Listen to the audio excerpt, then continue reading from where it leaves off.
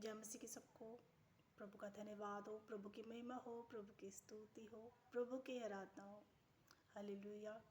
आज का जो वचन है वह यह है कि बहुत से अविश्वासी लोग यह सोचते हैं कि प्रभु यीशु मसीह पर केवल वही विश्वास करते हैं जो छोटी जाति के होते हैं, जो मूर्ख लोग हैं, जो वेले हैं, यानी कि जो फ्री है, जिनके पास कोई काम धंधा नहीं है, वही सेवा करते हैं। उनके पास कुछ भी नहीं है, इसलिए वो फ्री बैठे रहते हैं, तो वो प्रभु की सेवा भी कर लेते हैं।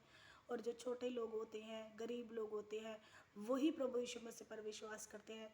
लेकिन प्रभु यीशु मसीह का जो वचन है वह यह कहता है कि मत्ती 9:12 में कि वैद्य बीमारों के लिए है, भले चंगों के लिए नहीं है। वैद्य भले चंगों के लिए नहीं, वह बीमारों के लिए है। और मैं धर्मियों को नहीं, मैं पापियों को बुलाने के लिए आया हूँ।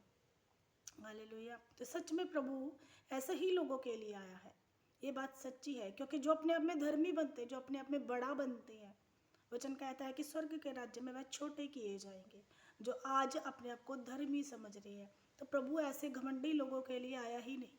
प्रभु आया ही उन लोगों के लिए है जो पिसे हुए लोग हैं, जो मूर्ख है, जिनको जगत मूर्ख कहता है, जिन्हें संसारिक ज्ञान नहीं है, लेकिन वो दीन है, वो नम्र है, और जो छोटी जाति के लोग हैं, जिन्हें तुच्छ गिना जाता है, जो जगत के ठुकराए हुए लोग हैं। परमेश्वर आया ही उन लोगों के लिए है।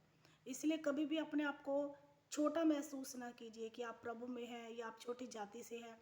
आप उच्च जाति के लोग हो, क्योंकि हमारा परमेश्वर ऊंचा है, वो सबसे बड़ा है, जिसने जो पूरे जगत का रचयिता है, जो पूरे ब्रह्मांड जिसके हाथ में है, स्वर्ग जिसके हाथ में है, धरती जिसके हाथ में है, अधोलोक जिसके हाथ में है, हर एक चीज़ उसके हाथ में है। हम उस उच्च परमेश्वर की संतान है।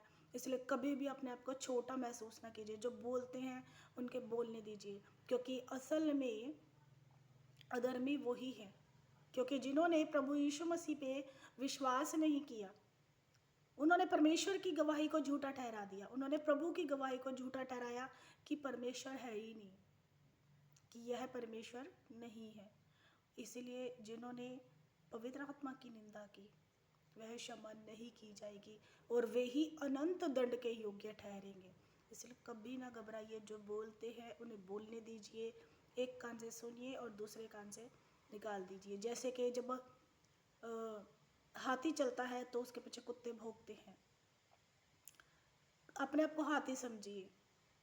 हाथी के ऊपर कभी असर नहीं होता कि कुत्ता क्या भौंक रहा है, क्या कह रहा है, मेरे पीछे आ रहा है, वो पीछे मुड़ के भी नहीं देखता। ऐसे ही प्रभु में बढ़ते जाइए, चलते जाइए। हालेलुया। प्रभु आपको आशीष दे।